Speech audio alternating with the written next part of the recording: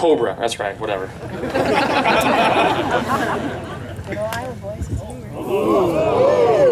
Down the middle. Which one? Which one? Yeah, good point. Yeah. Goalpost, it's good. All right, JD, take over. Okay, guys. Oh. So here, some of these shots these beautiful people are going to hit are some y'all are familiar with. Some blades, some pull hooks, some maybe a little scullies trying to keep it low. Oh, that was beautiful. Oh. Wow. If I hit this many balls, I wouldn't be able to play the round. It's the only time you ever see these guys hit bad shots, really. I mean. Oh. Or actually try to hit bad shots, right? Goalpost.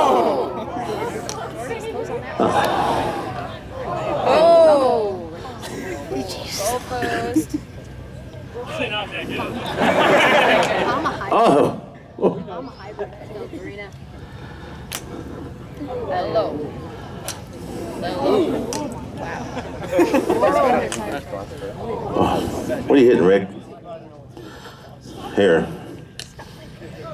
Yeah, go to the 3. Why not? I'm a pretty good caddy, although I have a tough time walking golf courses. So there we go. I mean, that is just almost dead eye right there. All right, now we got the height, Riggy. So you just got to hit it straight right in there. Yeah, you got the height now, and that is just no. Look at wow. Hey Zach, don't show these guys up. I know we know you're home and everything, but my word. All right, since you're so good, let's go to the bottom left corner of that glass. Huh? This one you're trying to hit. Apparently nobody else can hit them but you, but that bottom left. Oh. Bottom left, yeah. I think it's a low cut too. Yeah. So, oh, that's almost a hog caller. Oh. So what are you doing that with? You got a 3 iron? Oh. This is why you're so good in the wind, in the British Opens, you know? I mean, your trajectory is just perfect. Oh, really? They put it on there? The RNA put my name on the British Open trophy? Oh, my God. Can't believe they let a redneck from Arkansas win that thing. There we go. Wow. You gonna try it with the driver? Oh, Ricky's trying with the driver. Oh, God. PXG.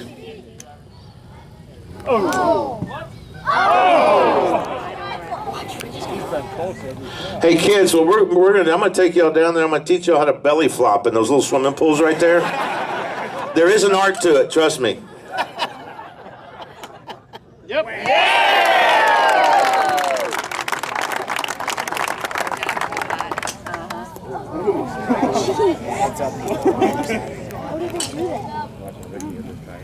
Well, everybody's still hitting. Any questions for these beautiful people?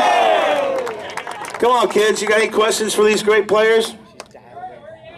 He's right there. Huh? Yeah, but, it doesn't matter. That's not a flag. That's a piece of glass. You don't used to hitting at them.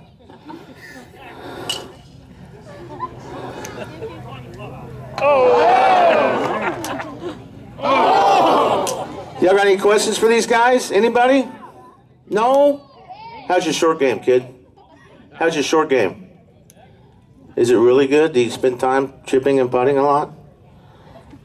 Oh, see, that's not the right answer. You spend more time on the range, don't you? Hitting balls, and you get around the green, you wonder why you're not chipping it close, huh?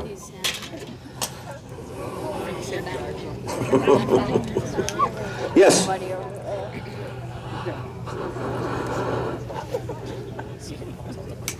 Over here. Oh, this man said, Jordan, we'll see you here next year again, too. Hey, we have a question. This over guy here. said that right here. So, if you want him handcuffed and thrown out, I got people that can do that, but that's okay. Here, there's a question. Over here. No questions for these people? Come on. What we got? What we got? Oh. Huh? I'm sure we can sign your flag. That's a question. Oh, that's a good one, too. Oh, wow. I played there. They let me play there for free one time. Oh, boy. Best way to develop power in a golf swing, that's up to you. And I don't mean that like being a jerk, but you can only do what your body can do. You know, for me, it's the long backswing, legs, arms, shoulders all working together. But most amateurs are upper body.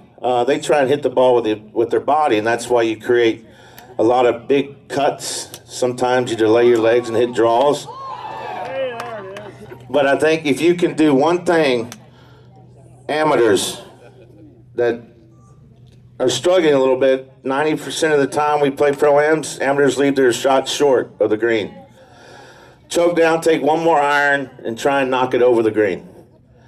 Just because you hit your 8-iron 150 one time does not mean you hit it 150 That's yards. right. I hit an 8-iron 160 when I really hit it good, but I play my 8-iron 155 all the time because I know I'm not going to hit it solid every time.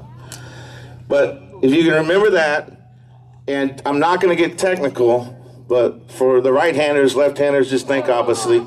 Right shoulder to right hip turns at the same time on a golf swing. Just remember that today.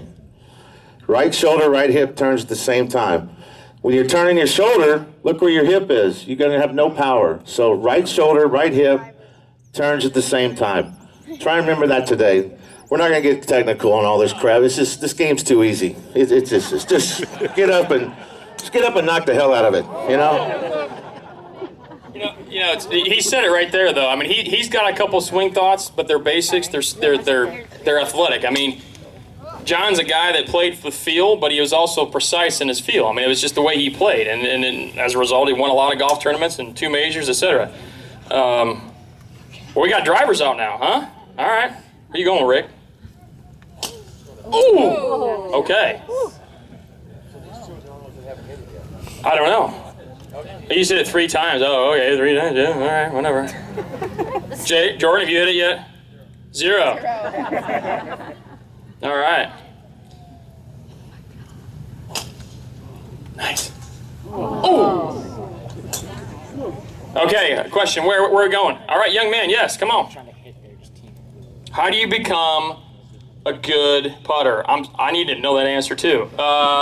Jordan. You know, you make the putts that you're supposed to make, and you make the ones that we all want to make, but we never make. So how do you become a good putter? Just make everything. Don't hit it as good as you guys. Then you have to putt well. I practice it a lot. Spend a lot of hours on the putting green. It's kind of the way to do it. It becomes muscle memory. For me, biggest key I learned in putting the last couple years was from my time at the University of Texas. I spent some time with Ben Crenshaw. Oh! That was cool. Ben Crenshaw was one of the best putters of all time. Who asked this question, by the way? I'm just looking over somewhere. All right. He sets up to it a little different on every single putt. It always looks, easygoing. It looks smooth, but he's not a technical putter. He's all feel. And the biggest key that he gave me was to practice speed more than anything else. I mean, people are using all kinds of tools on the practice green. I use an alignment stick. If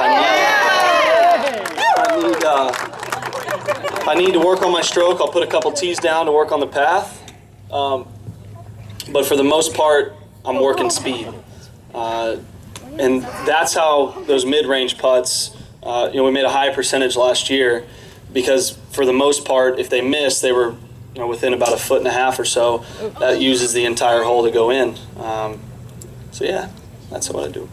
Yeah, he does that very, very well. I'll also say, when it comes down to it, what I see with Jordan and these guys, especially when you see him on television on the weekend, you can't tell if you're not really paying attention. If they're putting a 5-footer on the first hole or an 8-footer on 18 on Sunday to win, it's the same. In other words, their routine's the same, the way they read it's the same, and they just get in there and hit it. That's, I think Tiger probably did that the best back in the day. I mean, you couldn't, if it was a 4-footer to win or a 4-footer on the first hole on Thursday, you just couldn't tell the difference. And so what we try to do is we really try to, work on our speed, which is most important, as Jordan said. We have our technique. You got to always maintain your technique. But more than that, you got to have a good routine and a great process and getting in there and trying to hit your putts. Because when it comes down to it on the weekend, those are the ones that matter. And the only thing you can rely on is what you've worked on. So, good question, young man. Anybody else? Yes, sir. Why did I switch to PXG?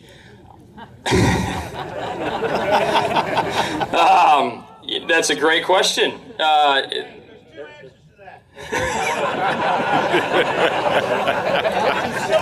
Play anything, and 2, it's for the money. Thanks, John. It helps me support my foundation more. No, it's a great question. And the basic answer is this. One, I feel like with these people, right, and this company, they'll make whatever I want. I mean, whatever is good for me, it's going to come out. It's just a matter of finding it. I mean, Jarena would say the same thing. And they're a new company, but they're older guys. They're guys that have been in the business forever. They're the joke is it stands for ex-Ping guys, right? I mean, they've just, you got a Ping right there. I mean, Ping's been one of the best manufacturers of clubs forever, and these guys, Mike Nicolette and Brad and all these guys, they've been R&D and doing all this sort of engineering for years. So that's another. I thought it was paying extra grand. Paying extra grand. Well played, Jimmy. Yes.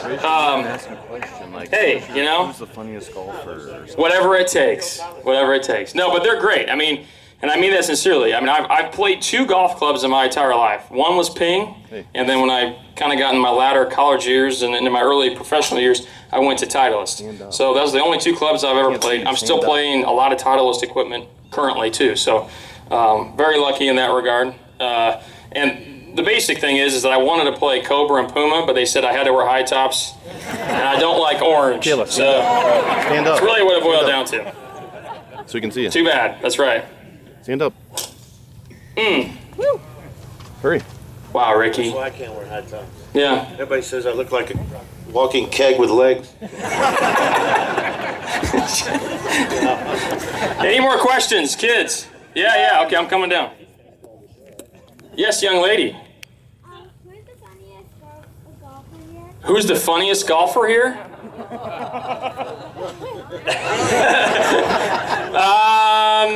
That would probably be Alfonso Rivera. Huh? He's pretty funny. Actor, comedian, dancer, host. Well, it's a good point. It depends on what you're looking at. And he's about a +5 handicap, so he knows what he's doing. Funniest golfer, I don't know. There's a lot of funny characters out there. I personally think there's a couple guys that come to my mind that are just absolutely hilarious. I can't. A guy by the name of Carl Pedersen, Jason Bone, those 2 guys make me laugh. Lumpy, well, the name Lumpy, how can you not be funny? Tim Herron, he's pretty funny. So we got a lot of funny guys. Anybody else? Yes, young man. How much do you guys have to practice to be this good? How much do we have to practice to be this good? The truth of the answer is quite a bit, a lot. And I'm standing up next to guys right here, and young lady, I'm telling you right now, I was talking to Patrick Rogers, another pro. I would say, and I would assume that most of these guys and ladies, we were range rats, I mean, we were out here all the time. My summers, I'd come out here, play 18 holes, go to the pool, eat some lunch, look at the ladies, come back out here, play a little bit more, and then I'd have either basketball practice or soccer practice that night, and I did it every day. My point is, I played a lot of golf. I played a lot of other sports too. I know this guy did. Growing up in Pennsylvania, growing up in Iowa, golf was seasonal. We only play for, 6-7 months a year, depending upon the year, and we play basketball, and I played some tennis and some soccer and that kind of things, and you just played other sports because it's fun too, right? and you got to have fun doing it. How much do you practice?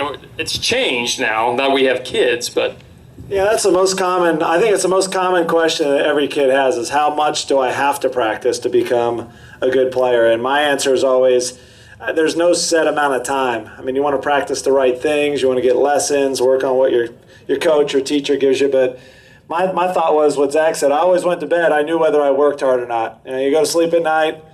And you talk to, you ask yourself if you've worked hard, if you've practiced hard, if you're trying to get better. You always know at night if you've done the work and if you've worked hard and practiced hard. And it's always, even when I'm playing poorly, it makes it easy to sleep at night knowing that, I gave it my best and gave it my all, and that's good enough. So, but you know when you're working hard, you know when you're practicing, you know when you're doing your schoolwork, you know when you're getting things done, and that's all you can do is your best. well put. Thanks, Jimmy. Anybody else? Young man, right here. You just raise your hand and don't have a question now? No, right here. Yeah, you. Yeah. We'll get to that stuff later, maybe. I hope you can.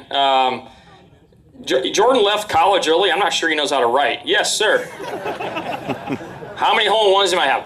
How many do you think I have? 0. Ouch. That one hurt. That hurts. What'd you say? That is correct. Yeah, 3 hole-in-ones. That's not very many relative to some of these guys. Only one in competition. And it made me finish 50th instead of 53rd. So it truthfully didn't matter much. But anyway, one more question. Anybody?